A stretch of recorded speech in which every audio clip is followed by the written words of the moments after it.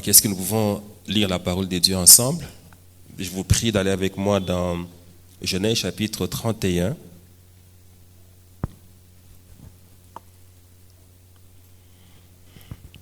Et nous allons lire à partir du verset 13 jusqu'au verset 42. Et puis nous allons lire dans 1 Roi chapitre 20, verset 22. La Bible dit, « Je suis le Dieu de Bethel, où tu as oint un monument et où tu m'as fait un vœu. Maintenant, lève-toi et sors de ce pays et retourne au pays de ta naissance. » Rachel et Léa répondirent et lui dirent, « Avons-nous encore une part et un héritage dans la maison de notre père? Ne sommes-nous pas regardés par lui comme des étrangers, puisqu'il nous a vendus et qu'il a mangé notre argent? Toute la richesse que Dieu a ôtée à notre père appartient à nous et à nos enfants. Fais maintenant tout ce que Dieu t'a dit. » Jacob se leva et il fit monter ses enfants et ses femmes sur les chameaux. Il amena tout son troupeau et tous les biens qu'il possédait, le troupeau qui lui appartenait, qu'il avait acquis à Paddan Aram, et s'en alla avec Isaac, son père, au pays de Canaan, s'en alla vers Isaac, et il s'en alla vers Isaac, son père, au pays de Canaan. Tandis que Laban était allé tondre ses brebis, Rachel déroba les téraphim de son père, et Jacob trompa Laban, l'araméen, en ne l'avertissant pas de sa fuite. Il s'enfuit avec tout ce qui lui appartenait, et il se leva, traversa le fleuve et se dirigea vers la montagne de Galad. Le troisième jour, on annonça à Laban que Jacob s'était enfui. Il prit avec lui ses frères et le poursuivit. 7 journées de marche, il atteignit à la montagne de Galad. Mais Dieu apparut la nuit en songe à Laban, l'araméen, et lui dit, « Garde-toi de parler à Jacob, ni en bien ni en mal. » Laban atteignit donc Jacob. Jacob avait dressé sa tente sur la montagne. Laban dressa aussi la sienne avec ses frères sur la montagne de Galad. Alors Laban dit à Jacob, « Qu'as-tu fait? Pourquoi m'as-tu trompé? Amènes-tu mes filles comme des captives par l'épée? Pourquoi as-tu pris la fuite en cachette? Et m'as-tu trompé et ne m'as-tu pas averti? Je t'aurais laissé partir au milieu des réjouissances et des chants, au son du tambourin et de la harpe. Tu ne m'as pas permis d'embrasser mes fils et mes filles. C'est un insensé que tu as agi. Ma main est assez forte pour faire du mal. Mais le Dieu de votre père m'a dit hier, garde-toi de parler à Jacob, ni en bien, ni en mal. Maintenant que tu es parti, parce que tu languissais après la maison de ton père, pourquoi as-tu dérobé mes dieux? » Jacob répondit et dit à Laban, « J'avais de la crainte à la pensée que tu ne m'enlèverais peut-être tes filles, mais périsse celui auprès duquel tu trouveras tes dieux. En présence de nos frères, examine ce qui t'appartient chez moi et prends-le. » Jacob ne savait pas que Rachel les eut dérobés. Laban entra dans la tente de Jacob, dans la tente de Léa, dans la tente des 2 servantes, et il ne trouva rien. Il sortit de la tente de Léa, et il entra dans la tente de Rachel. Rachel avait pris les téraphim, les avait mis sous le bas du chameau, et s'était assise dessus. Laban fouilla toute la tente et ne retrouva rien. Et elle dit à son père, « Que mon Seigneur ne se fâche point, si je ne me suis pas levé devant toi, car j'ai ce qui est ordinaire aux femmes. » Il chercha et ne trouva point les téraphim. Jacob s'irrita et querella Laban. Il lui reprit la parole et lui dit, « Quel est mon crime, quel est mon péché que tu me poursuives avec tant d'ardeur? Quand tu as fouillé tous mes effets, qu'as-tu trouvé des effets de ta maison? Produis-les ici devant mes frères et tes frères, et qu'ils prononcent entre nous deux. Voilà 20 ans que j'ai passé chez toi, tes brebis et tes chèvres n'ont point avorté, et je n'ai point mangé les béliers de ton troupeau. Et je ne t'ai point rapporté de bêtes déchirées, j'en ai payé le dommage. Tu me redemandais ce qu'on me volait de jour et ce qu'on me volait de nuit. La chaleur me dévorait pendant le jour et le froid pendant la nuit, et le sommeil fouillait de mes yeux. Voilà 20 ans que j'ai passé dans ta maison. Je t'ai servi 14 ans pour tes filles et 6 ans pour ton troupeau, et tu as changé 10 fois mon salaire. Si je n'eusse pas eu pour moi le Dieu de mon père, le Dieu d'Abraham, celui que craint Isaac, tu m'aurais maintenant renvoyé à vide. Dieu a vu ma souffrance et le travail de mes mains, et hier il a prononcé son jugement. Est-ce que quelqu'un peut dire Amen? Alors nous allons dans 1 Roi, chapitre 20, et nous lisons le verset 11. La Bible dit: Et le roi répondit que celui qui revêt une armure ne se glorifie pas comme celui qui la dépose. Et je voudrais ce soir parler sur le thème veiller et prier.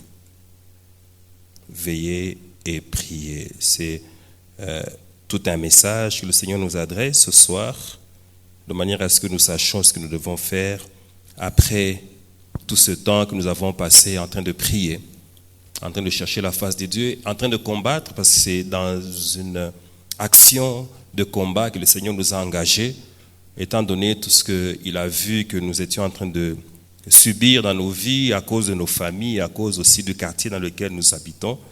Effectivement, lorsqu'on est dans un quartier comme celui-ci, la vie ne peut pas être facile, on ne peut pas vivre une vie chrétienne superficielle. On est obligé d'avoir un grand engagement pour s'en sortir parce qu'il y a des puissances des ténèbres qui agissent pour bloquer les vies des gens. Et ce qu'on a vu comme marque ou comme signe de l'action du monde des ténèbres, c'est que en général, les églises n'ont pas tenu dans ce quartier. Elles ont commencé puis elles se sont éteintes. Et souvent, ce qu'on a vu, c'est qu'il y avait beaucoup de problèmes, par moments des divisions parmi les serviteurs de Dieu. Et puis finalement, ça s'est terminé par l'extinction des églises et tout le monde s'est dispersé. Et voilà comment est-ce que le diable plusieurs fois agit. Et parce qu'il considère que c'est son territoire ici. Donc il considère que ce n'est pas légal qu'une église vienne s'installer ici. Ce territoire lui appartient. Et donc c'est ici que le Seigneur nous a placés. Ce n'est pas par hasard. Et j'aime bien quand Dieu parle, c'est que lui ne s'adresse pas, il ne regarde pas à ce qui nous environne, il ne regarde pas aux problèmes que nous sommes en train probablement de subir, mais il regarde aux capacités qu'il a mises en nous. Si Dieu nous a demandé de faire ce travail, c'est que Dieu nous a trouvés capables de le faire. Et nous sommes conscients que nous avons fait un travail qui a produit des fruits. Amen.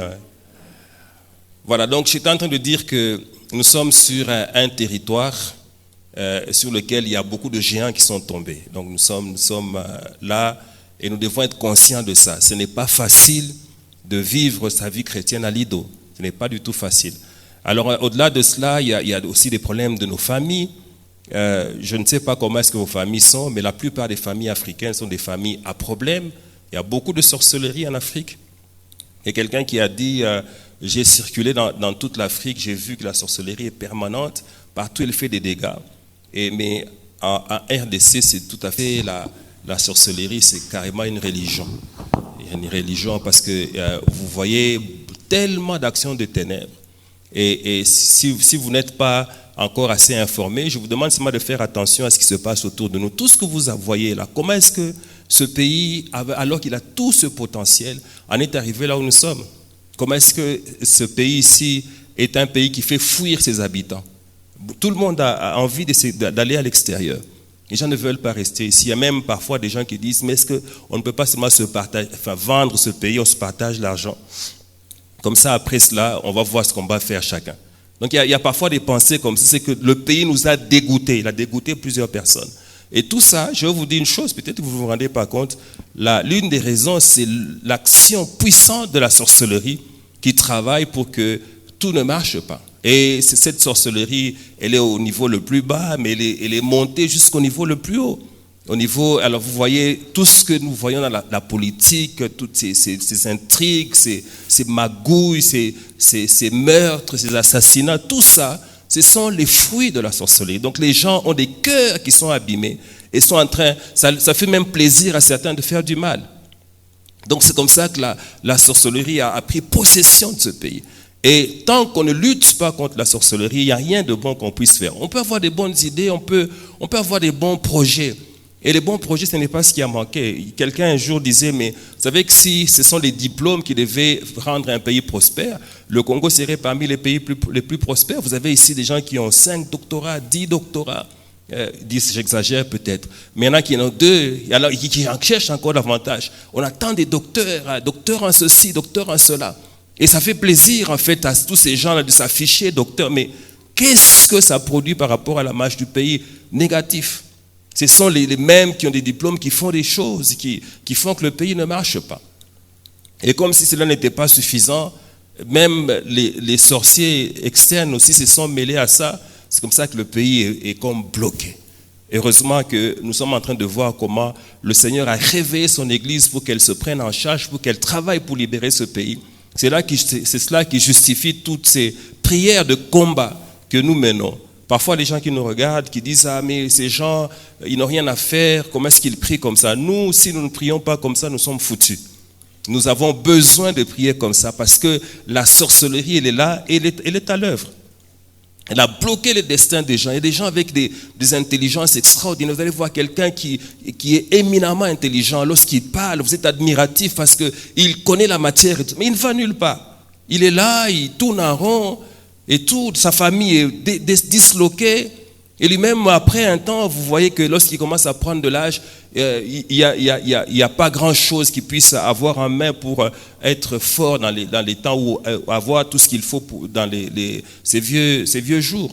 Et les gens meurent malheureux comme ça. Vous allez apprendre quelqu'un, vous le regardez, on vous dit que c'est quelqu'un qui donnait cours à l'université, mais quand vous le regardez vers les 70, c'est carrément une épave.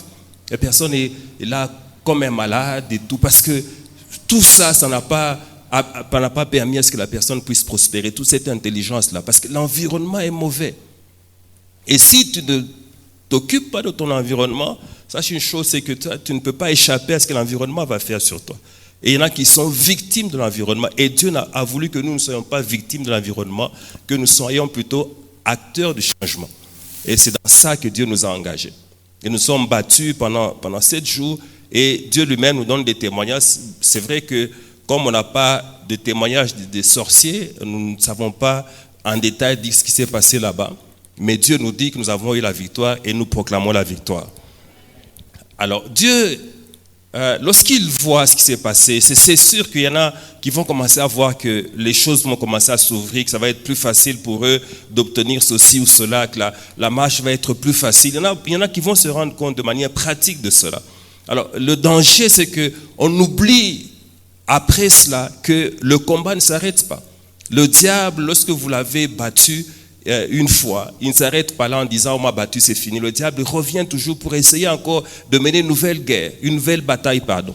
Il a cette mentalité que lorsqu'une bataille est perdue, la guerre n'est pas perdue pour autant. C'est ça la mentalité qu'il a. Donc lorsque une bataille est perdue, il travaille immédiatement pour commencer une nouvelle bataille. Immédiatement, il n'attend pas. Donc dès qu'il est KO là, il tombe un peu et puis il se relève, il commence à chercher ce qu'il doit faire. Il ne reste pas longtemps au sol. Et ça, on peut même considérer un peu que c'est un peu positif quand on regarde ça. Parce que ça devait être ça plutôt la culture des chrétiens. Parce que souvent les chrétiens, lorsqu'ils ont une bataille, ils ont perdu une bataille, ils restent au sol en train de se lamenter alors que Dieu veut qu'ils se relèvent et immédiatement qu'ils commencent à voir aussi ce qu'ils peuvent faire pour relever le défi. Je suis en train de vouloir que quelqu'un comprenne que ce qu'il a vécu là, ça ne signifie pas la fin de sa vie. Ce que tu as vécu ne signifie pas que tu as échoué pour toujours. Tu peux te relever. On peut commencer petit, on peut avoir des problèmes, ça arrive. Mais on peut aussi se relever si on veut. Et se relever, ce n'est pas si compliqué comme ça. Ce n'est pas si compliqué que ça. C'est comme ça que Dieu dit, par exemple, à Josué, fortifie-toi toi-même. Fortifie-toi et prends courage. Cela signifie que tu as tous les éléments pour te fortifier. Si tu regardes à ce qui s'est passé dans la vie de certains héros de la foi, tu vas te rendre compte qu'il y a eu des problèmes dans leur vie, mais ils se sont relevés. Et ces gens-là sont comme des témoins, comme des poteaux indicateurs pour nous. Dieu est toujours là pour relever ceux qui ne veulent pas rester à terre. Tu peux te relever et tu peux aller de l'avant. Satan est là, il est en train de voir qu'est-ce qu'il peut encore faire pour qu'il reprenne encore l'avantage sur nous. C'est comme ça que Dieu dit, veillez et priez. Alors nous voyons ce qui s'est passé dans la vie de Jacob. Jacob est parti de chez ses parents en fuyant parce qu'il avait volé le droit d'aînesse de son frère. Et Jacob est allé vivre dans la famille de sa mère. Cette famille-là, c'est en fait la famille de Jacob. C'est une famille de de la contrée de Jacob. C'est là où plutôt la contrée d'Abraham lui-même. C'est de là qu'Abraham est venu. C'est comme ça que vous allez lire qu'Abraham, lorsqu'il était question qu'Isaac se marie, il a pris l'un de ses serviteurs, il a instruit, il lui a dit, va d'où je suis venu, et là, va chercher une femme pour mon fils. Je ne veux pas qu'il prenne une femme ici à Canaan, parce que Dieu nous avait instruit que nous ne devrions pas prendre des femmes pour nos fils ici. Et tu vas là-bas. Et le serviteur lui a dit, ok, je vais y aller. Il est donc rentré dans la contrée dans laquelle Laban avait vécu, et plutôt Abraham avait vécu. Et c'est là qu'il est allé trouver une femme pour son fils Isaac. Et dans cette contrée, quelle est la particularité de cette contrée? Donc c'était une contrée dans laquelle les gens étaient idolâtres. Donc les gens avaient plusieurs divinités et ils avaient toutes sortes de pratiques pour s'adresser à d'autres dieux qu'à l'Éternel des armées. C'est comme ça que lorsque Dieu a voulu sauver Abraham, lui donner une autre marche, il lui a dit, sors de là, sors de ta patrie, sors de ton pays et sors de la maison de ton père. Et il lui a dit, va vers le territoire que je t'indiquerai. Et là, je te bénirai. Il a dit, ta promesse sera accomplie là-bas, pas ici. Donc, il a dû sortir pour aller dans un territoire qui était plus favorable à l'accomplissement de la promesse. Et ici, c'est tout un enseignement. Il y a des endroits dans lesquels Dieu ne peut pas vous donner tout ce dont vous avez besoin parce que vous êtes là. Il faut quitter ces endroits-là. Il faut quitter. Il y a des familles qu'il faut quitter. Il y a des villes qu'il faut quitter. Il y a des espaces où il ne faut pas être. Et je vais même être beaucoup plus précis. Il y a même certaines églises dans lesquelles il ne faut pas être. Si tu es dans une certaine église, là, je ne parle pas des dénominations. Je ne suis pas en train de dire telle dénomination, telle autre. Simplement, il y a des églises. Ça peut même être des églises pentecôtistes. Mais tant que vous êtes là, vous n'allez pas progresser à cause de ce qui se passe là. C'est un mauvais environnement. Par moment, Dieu va te demander de quitter, mais tu ne quittes pas physiquement, mais au moins que spirituellement, tu te détaches de l'espace dans lequel tu vis. C'est comme ça que Dieu a dit à Abraham, il faut que tu quittes. Abraham a quitté. Mais nous aussi, moi aussi, par exemple, Dieu m'a dit, quitte la maison de ton père. C'est ce qu'il m'avait dit lorsque je me suis converti. Je n'avais même pas très bien compris cela. Mais après, j'ai compris que Dieu voulait que je sois vraiment profond dans mon engagement chrétien, de manière à ce que je ne sois pas lié par ma famille, que ma famille ne me bloque pas dans ma marche. Il y en a beaucoup qui sont liés comme ça par leur famille. Je suis surpris d'apprendre qu'il y a certains serviteurs de Dieu qui sont encore capables de dire, oui, Dieu m'a demandé de faire ceci, mais papa n'est pas d'accord. Papa n'est pas d'accord, c'est pour ça que je ne ferai pas. Quelqu'un qui a déjà une femme et des enfants, mais il dit que son père n'est pas d'accord, alors il ne fait pas ce que Dieu lui a demandé de faire. Alors tant que quelqu'un a cette mentalité-là, il n'a pas quitté de manière intellectuelle, spirituelle la maison de son père, il n'y a pas moyen qu'il évolue. Alléluia. Vous savez que l'un des indices qu'il y a quelque chose qui ne va pas dans la vie d'une personne, c'est que cette personne soit toujours dirigée par sa famille d'origine, sa famille d'où elle vient. Est-ce que vous vous rendez compte, il y a parfois des maris qui ne peuvent rien faire sans que leur papa leur dise ce qu'ils doivent faire. Quand vous voyez quelqu'un comme ça, sachez qu'il y a un problème spirituel dans cette personne-là, dans la vie de cette personne-là. En principe, lorsque quelqu'un se marie, il s'applique le verset qui dit « L'homme quittera son père et sa mère ». Donc si quelqu'un n'a pas encore quitté, c'est qu'il y a un problème dans sa vie. Et quitter, ça signifie vraiment sortir et commencer une nouvelle vie. Commencer une nouvelle vie, bâtir une famille. Et quand on bâtit une famille, on est le pionnier de cette construction-là de famille. Et là, c'est à celui qui bâtit la famille à donner des idées selon l'idéal qu'il a de la famille. Il ne faut pas être là tout le temps, non, voilà, on m'a dit ceci. Oh, maman n'est pas d'accord, papa n'est pas d'accord. C'est un problème. Il faut se détacher de là. Et parfois, ça demande d'être assez virulent. Il faut faire un effort. Si tu ne fais pas cet effort-là, ça ne marchera pas. Sinon, tu seras toujours comme un enfant. Moi, je me souviens que j'étais au début de la génération Joël. J'étais déjà âgé, je me suis converti à 28 ans. Et lorsque je me suis converti, ce qui s'est passé, c'est que quelques temps après, je me suis détaché de beaucoup de choses et tout. Et quelques temps après, il y a eu beaucoup de gens qui sont venus dans ma maison pour la prière, pour qu'on commence la génération Joël. En fait, il y a eu beaucoup de prières dans ma maison. Et ça faisait que ma maison, c'est comme si elle m'avait échappé. Et vous savez ce que ma famille a fait? Elle a commencé à travailler pour me retourner la maison. Et à un certain moment, il y a eu une organisation pour venir chasser tous les frères et sœurs qui priaient chez moi. Mais moi, je me suis opposé à ça, heureusement. Mais il y en a qui auraient laissé faire, Et si j'avais laissé faire, je ne sais pas ce que la génération Joël serait devenue. Peut-être qu'il y aurait beaucoup de problèmes pour le démarrage. Donc il fallait que je m'impose pour dire, moi je veux que ce soit comme ça. Il faut que tu t'imposes, bien-aimé. Impose-toi de manière à ce que tu vives en homme ou en femme libre. Alléluia. Donc je reviens à ce qui s'est passé avec Jacob. Donc Jacob, il est allé vivre dans la famille de sa mère. Donc il est rentré dans cet environnement-là d'idolâtrie. Et c'est comme ça qu'il a vécu tous les malheurs qu'il a décrits là-bas. Comment est-ce qu'il a été comme un esclave, on a changé son salaire plusieurs fois. Donc il était dans une espèce de servitude. Et cela a fait des années et des années.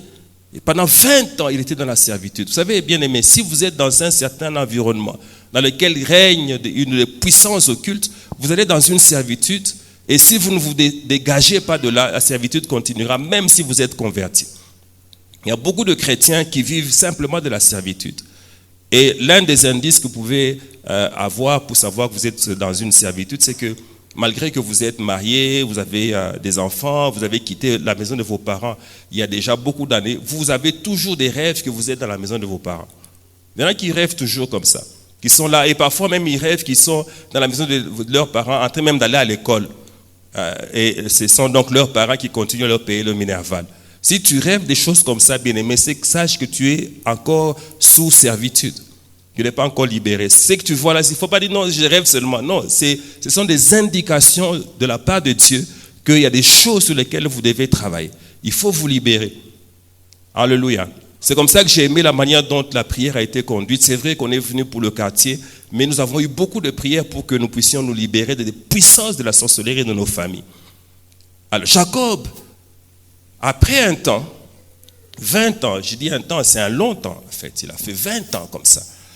Le Seigneur est venu lui parler et le Seigneur lui dit, voilà, je suis le Dieu pour qui tu as érigé un monument à Bethel et à l'égard de qui tu as fait un vœu.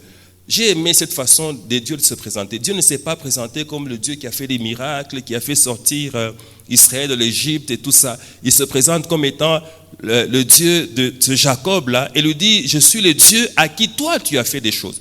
J'aime bien qu'à un certain moment nous puissions chercher que Dieu se présente également comme ça dans notre vie. Que Dieu se présente dans ta vie par rapport à ce que toi tu as fait, pas par rapport à ce que lui a fait. Et il faut parfois s'interroger sur ça. Hein. Tu t'arrêtes un moment pour te demander à toi-même, qu'est-ce que j'ai fait pour Dieu? De manière à ce que Dieu s'en souvienne toujours. Il y a des actes que quand on les pose, Dieu s'en souviendra toujours. Il n'oubliera pas ça. Il viendra, il va même en parler quelque part. Je me souviens qu'on m'a donné le témoignage d'une personne qui était dans une convention et puis il y a un prophète qui a eu la révélation et il a cité le nom de la personne. Quand la personne s'est levée, le prophète a dit, mais Dieu me dit que cette parcelle ici sur laquelle est bâtie l'église, c'était une parcelle de ton père. Il dit effectivement. Alors Dieu se souvient aujourd'hui de toi à cause de l'acte que ton père a posé. Il y a des choses, quand vous les faites, Dieu n'oubliera jamais. Il s'en souviendra le moment venu. Dieu fera quelque chose pour te récompenser par rapport à ce que tu as fait.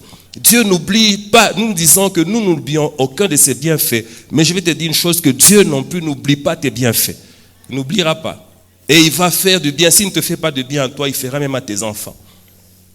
Alléluia. Et c'est comme ça que nous devons parfois faire des actes comme des actes de folie pour faire plaisir à Dieu. C'est comme pour le provoquer là. Tu fais quelque chose, même Dieu quand il regarde, il dit, ah ça vraiment ça touche mon cœur. Ça touche mon cœur. Comment est-ce que tout le monde pendant ce temps est en train de parler de crise, tout le monde est en train de chercher à se faire plaisir à lui-même. Comment est-ce que cette personne peut faire ça pour moi? Mais ce qui est important aussi à noter, c'est que Dieu rappelle à Jacob qu'il lui a fait un vœu. Et je vais vous dire une chose, il y a beaucoup de personnes qui ont des problèmes dans leur marche chrétienne parce qu'ils font tellement de vœux et ils ne font même pas attention. Après avoir fait le vœu, ils oublient. Bien aimé, quand tu as fait un vœu à Dieu, Dieu a enregistré ce vœu-là. Nous pouvons oublier, mais Dieu n'oublie pas. Est-ce que vous voyez Dieu là avec toute la mémoire dont vous connaissez, vous savez qu'il a là, oublié quelque chose? Il est toujours en train de se rappeler que tu as fait le vœu. C'est comme ça qu'il est dangereux. Vous savez, quand on fait des appels de fonds, par exemple, là, tu te lèves, tu dis, je vais donner, et puis tu ne donnes pas. Dieu, lui, n'a pas oublié. Il y en a qui sont bloqués parce qu'ils ont fait tellement de vœux. Vous savez que nous sommes arrivés dans une période où les gens ont presque perdu la crainte de Dieu. Quelqu'un il fait, chaque fois qu'il y a des appels de fonds, il fait toujours un vœu. Mais après, il s'en occupe pas. Je me rappelle, je ne sais pas si vous avez parlé de ça un jour, nous étions dans une convention, on était à l'ICACI, il avait tellement la puissance de Dieu et tout ça. Et vraiment, cette convention, elle est mémorable. Hein, c'était Explo 99. C'est comme ça qu'on appelait ça, Explosion 99. C'était formidable, cette convention. Au point qu'il y avait tellement de présence de Dieu, tel qu'on pouvait un jour, on termine un culte, le lendemain, quand les gens venaient pour arranger la salle, ils tombaient encore parce que la puissance de Dieu était disponible encore. Alors, vous voyez, dans cet environnement-là, un jour, on fait un appel de fonds. Quelqu'un vient en pleurant, il offre une caméra. Et nous avons acclamé le Seigneur, on était contents. Voilà, ça devait être la première caméra de la génération jeune, non, la deuxième. On avait une petite avant. C'était une grande caméra, la première grande caméra. Et puis, après un temps, cette personne est venue pour dire, en fait, je voudrais que vous m'excusiez, la caméra là n'est pas à moi. J'ai donné par enthousiasme là. Est-ce que vous pouvez me la remettre parce que je dois retourner à son propriétaire. On lui a remis la caméra. Voilà comment quelqu'un peut, de manière légère, faire un vœu à l'Éternel. Quand on fait un vœu à Dieu, ce n'est pas un vœu aux hommes, c'est à Dieu lui-même. Il n'oublie pas. Si tu as déjà fait des vœux, bien-aimés, sache que ça peut être ça. Les vœux non, et tu n'as pas accompli ces vœux-là. Ça peut être ça le problème pour lequel tu souffres un peu. Donc il faut faire. Quand tu dis, Dieu, je vais faire ceci. Parfois même, vous savez que Dieu peut même enregistrer un vœu qu'on lui fait sans parler, juste dans son cœur. Même des vœux simples du genre, cette nuit ici, je vais prier toute la nuit. Et puis tu arrives, tu commences à voir un match de Euro 2000, c'est 2020, hein? Euro 2020, et puis tu regardes un match de la Coupe de l'Amérique, et puis après tu dors. Et puis c'est fini. Et puis après, tu ne reviens même pas là-dessus. Tu ne vas même pas auprès de Dieu pour t'excuser, pour dire, Dieu, excuse-moi, j'ai oublié. Non, ça s'arrête là. Quand tu fais ça, sache que tu peux avoir des problèmes avec Dieu à cause de ça. Il faut, quand on a fait un vœu, accomplir ce vœu-là. Est-ce que quelqu'un peut dire Amen? Alors voilà, Jacob, Dieu se présente à lui, puis Dieu lui demande de sortir. Il dit, quitte cet endroit. C'est fini, ce que tu as eu comme souffrance, c'est assez. Je voudrais que le Seigneur fasse ça à quelqu'un, qu'il lui dise, quitte cet endroit, parce que la souffrance que tu as eue est suffisante. Tu as assez souffert, maintenant je veux te faire entrer dans une nouvelle saison de ta vie. Je veux que des nouvelles choses commencent dans ta vie. Cette domination du monde des ténèbres, il faut que ça cesse dans ta vie. Dieu lui demande de quitter, il quitte, il va parler à ses femmes. Ses femmes disent, oui, mais dans cette maison, ce sont comme des étrangères. Il y a des maisons comme ça, les habitants de la maison sont comme des étrangers. Je vais vous faire réfléchir sur une chose. Est-ce que vous ne vous rendez pas compte que souvent, lorsqu'on reçoit des visiteurs, on est tellement attentif. C'est à eux qu'on fait la bonne nourriture. Ce jour-là, on nettoie la maison et tout ça. Mais pour nous-mêmes, on ne fait pas ça. Nous, on peut manger n'importe comment, ce n'est pas grave. Mais si ce sont les visiteurs, vous allez voir même les enfants de la maison, ce jour-là, ils sont là, ils sont en train de tourner. Ils veulent manger. Parce qu'avant, ils ne mangent pas. Ils se remplissent le ventre. Mais ce jour-là, on voit la bonne nourriture. Pour les étrangers, est-ce que vous ne pouvez pas de temps en temps faire ça pour vous-même? Tu te lèves un dimanche, tu dis, aujourd'hui, je me fais un bon repas. Est-ce que vous savez que ça prolonge même les jours? Quand tu te fais du bien à toi-même comme ça. Je vais même aller plus loin. De temps en temps, fais-toi toi-même des cadeaux. Tu vas juste en ville, là, tu t'achètes un cadeau. Fais-toi du bien. Comme ça, tu vois toute la souffrance, la charge des problèmes que nous avons. Ça demande que parfois, nous fassions nous-mêmes du bien. Parce que les gens ne nous font pas du bien. Faisons-nous du bien. Tu vas, un jour, tu peux même aller en ville, tu t'achètes un gâteau. Achète-toi seulement un gâteau. Tu viens, tu manges, comme tu veux, tu aimes les gâteaux. Là. Mange un gâteau, achète-toi un gâteau. Alléluia. Il ne faut pas tout pour les autres. Mais toi, tu as besoin de ça. Alléluia. Un jour, achète-toi une belle tenue. Tu vois, quand tu es bien habillé là, ne t'habille pas pour les autres, habille-toi pour toi-même. Tu t'habilles pour que tu te sentes bien dans ta peau là. Tu t'habilles aussi. Tu te sens bien. Fais-toi du bien. Ça va prolonger tes jours. Il ne faut pas être là toujours, non. Mais en tout cas, j'aime bien la manière dont nous avons changé de culture. Nous, quand nous sommes convertis, être chrétien, ça signifie être négligent dans beaucoup de choses, s'habiller un peu mal et tout. Je me rappelle que je vais vous dire, même moi ici, j'étais déjà assistant à l'université, j'étais avocat, mais on est en train d'aller veiller en babouche. Jusqu'au jour où Dieu lui-même nous a reproché ça. Dieu est intervenu pour dire, je ne veux pas que vous veilliez dans ma présence comme ça. Changez. Et c'est comme ça qu'on a commencé à y aller propre. C'est comme ça que vous nous avez trouvé la propre. Un jour, quelqu'un dit, Mais nos veillées, on dirait des rassemblements de sentinelles. Donc les gens venaient avec des histoires sales, là, tout ça. C'est avec ça qu'ils venaient. En fait, ce n'était pas notre faute. C'était parce qu'on avait la pensée qu'on allait là pour dormir. Hein? Il y avait même une expression en Swahili, mais nakularia kumaombi. Amen. Alors le Seigneur veut que nous sortions d'une saison pour entrer dans une autre. Voilà comment il sort Jacob de là, il part. Jacob est parti, il était libre. Je crois qu'ils étaient en train de chanter la liberté. Mais pendant que eux chantaient la liberté, derrière là, un certain Laban, cet oncle-là qui a placé Jacob dans la servitude, a commencé à s'inquiéter. Mais où est mon esclave? Je suis en train de dire à quelqu'un ce soir que si tu as échappé aux puissances des ténèbres, sache qu'elles ne sont pas contentes. Et il va s'organiser une réunion pour te récupérer. Qu'est-ce qu'on va faire pour qu'on le rattrape? Poursuivons-le. Et cette poursuite a duré 7 jours. Donc pendant 7 jours, Laban ne se fatiguait pas. Il faut que j'attrape Jacob, que je le ramène à la maison. Lui et ses enfants. Lui et mes filles et ses propres enfants que lui, Laban, appelle mes fils. Donc pour Laban, tout ce qu'il y avait là, c'était à lui. Et Jacob et les enfants, tout était à lui. C'était ça la servitude. Quand vous êtes dans une servitude, c'est que les gens qui vous regardent là, tout ce que vous avez là, c'est à eux. Donc tu peux même acheter une voiture, tu vas voir que cette voiture-là, ce ne sera pas tellement à toi. Tout le monde veut monter dedans, tout le monde veut rouler, tout le monde veut faire de ça ce qu'il veut. Alléluia. Toi-même qui as acheté, tu n'en jouis pas. Tu achètes une télévision, un jour on vient te prendre ça. On vient te prendre ça. Alléluia. Alors voilà que la poursuite a commencé. Cette fois-ci là, si quelqu'un parle d'esprit de poursuite, il a raison. Dans ce cas ici. Donc c'est vraiment la poursuite. On a commencé à poursuivre pendant 7 jours.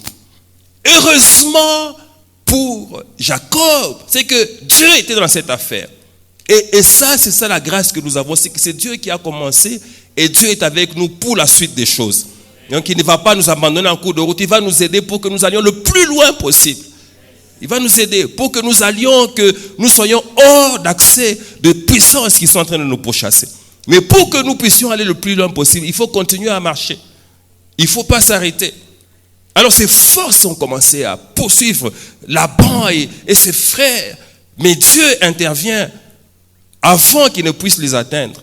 Il dit à Laban, quand tu vas arriver là-bas, tu ne parleras à Jacob, ni en bien, ni en mal. Tu ne lui dis rien du tout.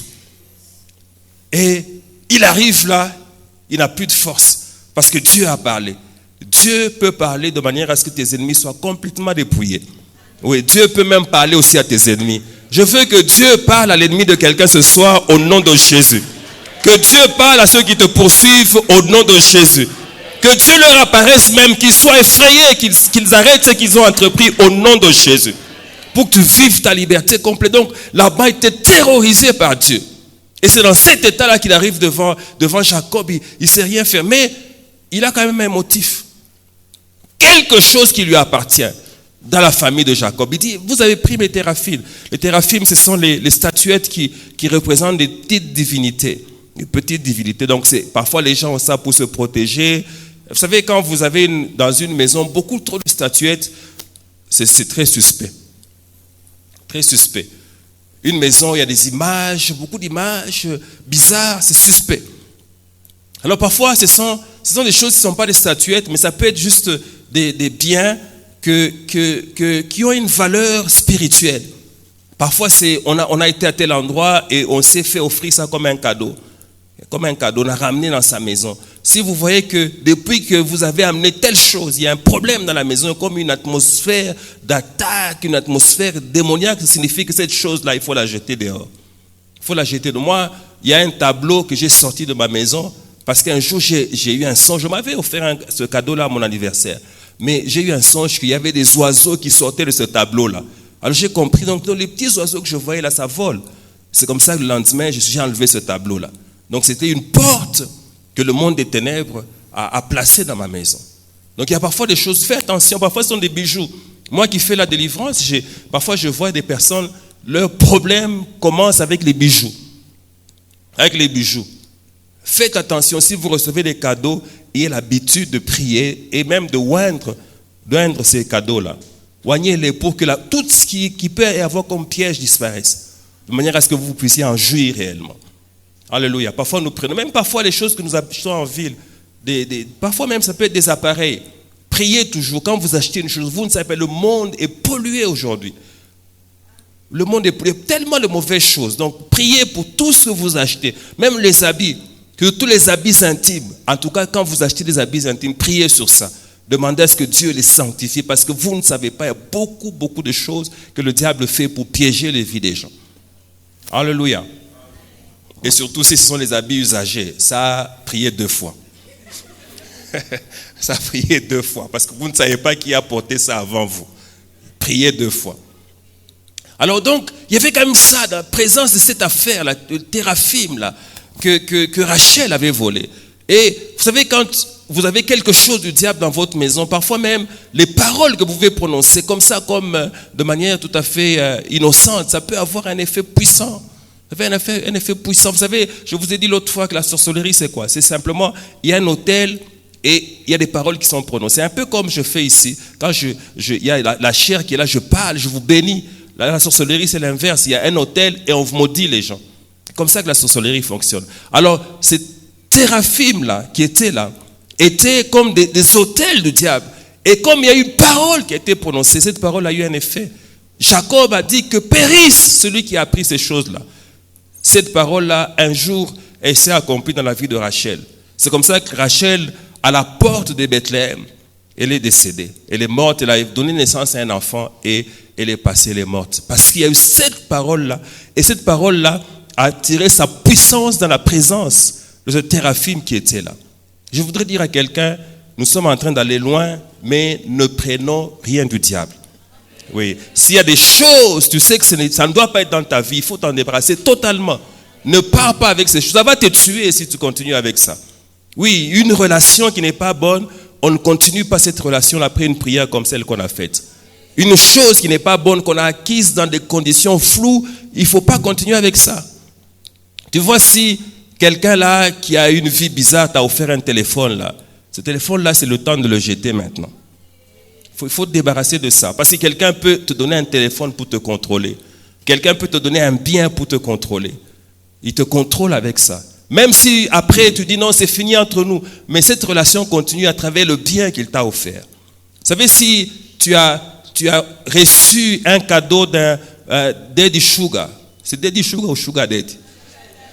C'est Sugar Daddy. Donc c'est si tu as reçu un cadeau d'un papa comme ça, sache d'abord que ce papa-là ne peut pas être de bonne intention, ne peut pas avoir une bonne intention à ton égard. S'il t'a offert ce cadeau-là, ça peut être par ça qu'il va te contrôler toute ta vie.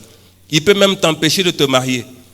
Comme quelqu'un avait dit à une femme, toi là, si tu me quittes, tu ne te marieras jamais.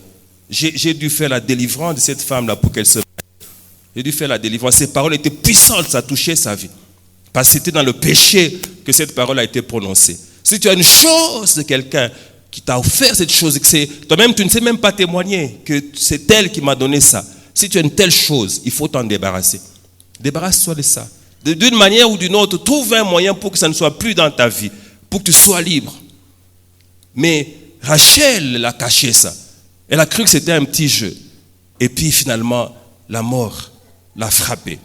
Alors Dieu est venu aujourd'hui pour nous dire, vous avez une victoire, mais que cette victoire ne vous enivre pas. Ne restez pas là en train de dire, oui, nous avons une victoire, nous avons combattu.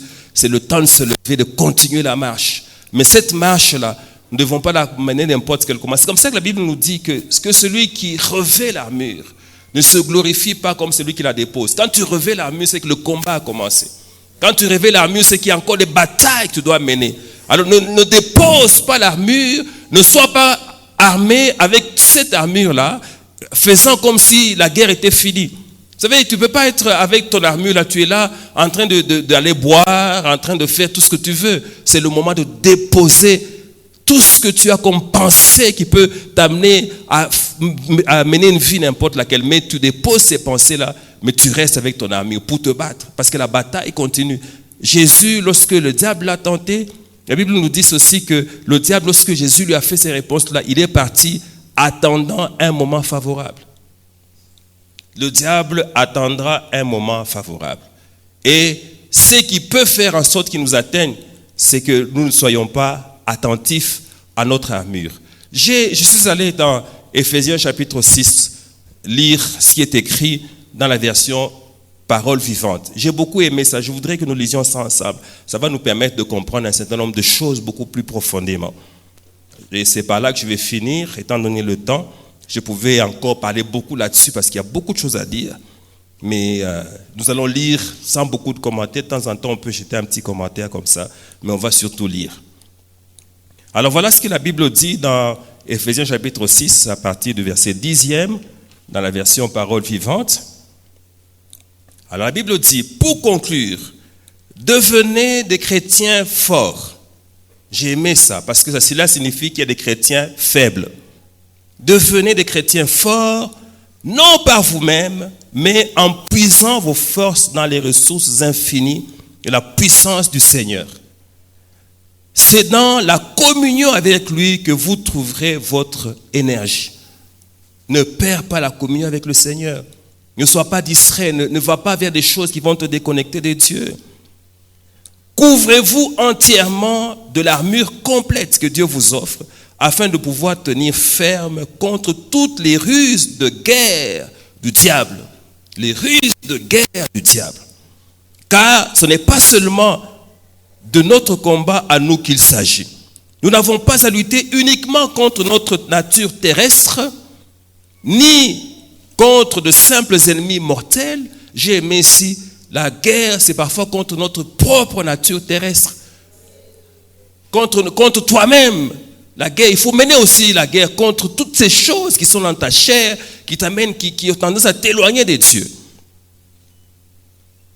Ni contre de simples ennemis mortels, mais contre les puissances occultes, contre une organisation spirituelle satanique, contre les dictateurs invisibles qui, dans les ténèbres, veulent contrôler et régir notre monde. Ah, il faut que je vous en parle davantage, ces choses ici, parce que c'est profond ce qui est en train d'être dit ici. Contre la légion des esprits démoniaques dans les sphères surnaturelles, véritables agents du quartier général du mal. Je suis en train d'informer quelqu'un qu'il existe quelque part le quartier général du mal. Voilà pourquoi il faut endosser toute l'armure divine afin de pouvoir tenir bon au mauvais jour et faire usage de tout l'équipement que Dieu vous offre et faire tout ce qui vous est possible, remporter la victoire sur tous les ennemis et rester maître de la place. Je voudrais que Dieu nous fasse grâce, que nous soyons maîtres de l'île au nom de Jésus. Je veux que tu sois maître de ta propre vie au nom de Jésus. Je veux que tu sois maître de ta maison au nom de Jésus. Je veux que tu sois maître de ta famille au nom de Jésus. Soyez donc prêts au combat, debout et ferme. Que la vérité soit votre ceinture et la droiture devant Dieu et les hommes votre cuirasse. Que la vérité soit votre ceinture. Vis dans la vérité, bien-aimé. Ici, je suis en train de m'opposer énergiquement aux gens qui vivent dans le mensonge. Il ne faut pas vivre dans le mensonge. Quand tu vis dans le mensonge, en fait, tu es double. Tu es double. Et toi, on peut même t'appeler père double ou mère double. Parce que tu vis dans le mensonge. Parce que tu as une nature et une deuxième. Il ne faut pas être comme ça. Même si tu n'es pas une grande masse, mais tu es père double ou mère double. Alléluia. Donc aujourd'hui, c'est comme ça qu'on va commencer à appeler ceux qui vivent dans le mensonge. Père double ou bien mère double. Choisissez-vous du zèle courageux que donne l'Évangile pour annoncer la bonne nouvelle du salut et de la paix avec Dieu. Soyez toujours prêts à transmettre cette parole. Parmi tout ce qu'on a comme armure, il y a une seule arme offensive, c'est la parole de Dieu. Et soyez toujours prêts à transmettre cette parole. En toutes circonstances, saisissez-vous de la foi comme d'un bouclier contre lequel viendront s'écraser toutes les flèches enflammées de l'adversaire.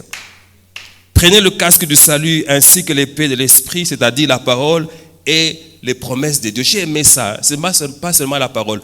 l'épée de l'esprit, c'est-à-dire la parole et les promesses de Dieu. Quand quelqu'un met dans son cœur les promesses de Dieu, même s'il y a des choses qui viennent pour le déranger, il se souviendra que Dieu lui a dit.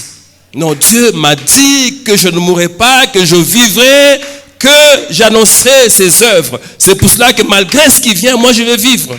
Je veux que tu aies cette mentalité-là. Dieu m'a dit, comme Dieu m'a dit, il n'y a rien qui peut s'opposer à la volonté de Dieu. Demeurez en communion avec l'Esprit par une prière persévérante. Priez et veillez, comme je vous disais au début. Ne vous endormez pas. Car l'efficacité de ces armes dépend d'une intercession qui ne se relâche point. L'efficacité de ces armes dépend d'une intercession qui ne se relâche point. Restez donc alertes et vigilants, attentifs aux occasions favorables, remplis de l'esprit, plaidant avec une insistance infatigable pour tout ce qu'il vous aura mis à cœur, occupez vos veilles à crier à Dieu, à intercéder pour ses serviteurs. Alléluia. Est-ce que quelqu'un a compris ce que Dieu nous demande de faire? Ça signifie qu'il ne faut pas dormir. Bien-aimés, continuons à prier. Prions la nuit, prions le jour. Quand nous en avons l'occasion, prions, intercédons, faisons des choses. Parlons de Jésus. C'est de cette manière que nous allons davantage occuper l'espace et que nous saurons vivre en paix. Si nous laissons le temps passer, il se pourrait que le diable travaille encore pour nous remettre dans la servitude dans laquelle nous étions avant. Alors en ce moment-là, la prière qu'on aura faite ici, ça va être comme du temps perdu. Parce qu'il faudra encore recommencer ce type de prière pour se sortir encore de la servitude du malin. Moi, je voudrais dire à quelqu'un, comme tu es sorti là, sors une fois pour toutes. Et va de l'avant, prospère. Je veux que toutes ces choses qui étaient difficiles pour toi deviennent maintenant faciles. Que les échecs que tu as vécus jusqu'à présent soient des histoires du passé. Et d'ailleurs, ces échecs soient seulement des témoignages pour toi, mais que tu vives de nouvelles choses. Que Dieu te fasse tellement du bien que tu sois une personne qui célèbre de manière tout à fait authentique tous les jours de sa vie. Chaque matin que tu cries à Dieu ses bontés, chaque soir que tu célèbres Dieu pour la réalisation de ses promesses, que ce soit ça ta vie tous les jours. Oui, je voudrais dire à quelqu'un, tu peux être vainqueur tous les jours de ta vie.